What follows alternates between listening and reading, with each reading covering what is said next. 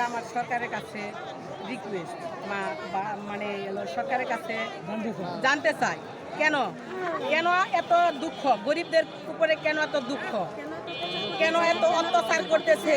অনেক দুঃখী মানুষ আছে যাদের বাড়ি নাই, ঘর নাই, তারা রিজার্ভের মধ্যে একটু বাড়ি করে তারা সারাদিন ভিক্ষা করে এক মুঠো ভাতের জন্য তারা ঘরের ভিতরে শুয়ে থাকে। কেন সরকার এই উচ্ছেদ নিল?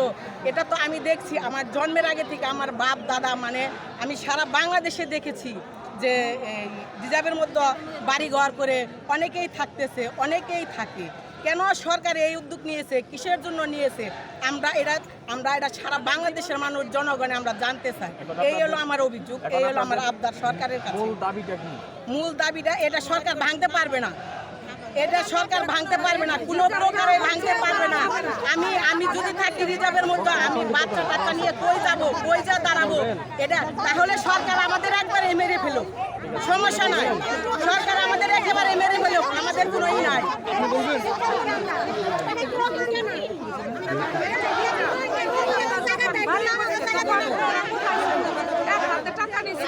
সেই হাতে আজকে টাকা নিয়ে আবার ঘর ভাঙতে আসতেছে। আসুক, আমরাও দেখবো কিভাবে ভাঙে। কারণ আমাদের বাচ্চা নিয়ে ফ্যামিলি নিয়ে আমরা কোথায় যাবো? এই শীতের মধ্যে একটা ঘর ভাঙা অত সোজা? এই ফ্যামিলি যাদের 10টা ফ্যামিলি আছে তার মধ্যে 8টা ফ্যামিলি তাদের সমর্থন নাই। তাদের বউ বাচ্চা নিয়ে কিভাবে কোথায় যাবে? এটা কিভাবে করবে? এই ফরেস্টারেরা তো শিয়াল, এরা মরা তাজা সব খায়। এদের মানে ভিতরটা ভালো করতে হবে যে আমরা সব খাবো না, আগে যা খাইছে এরা সাবধান হয়ে যায়।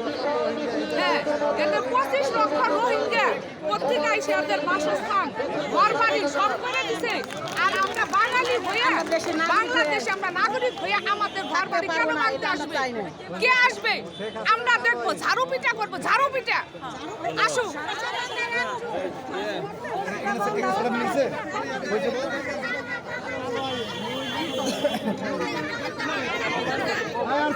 আপনার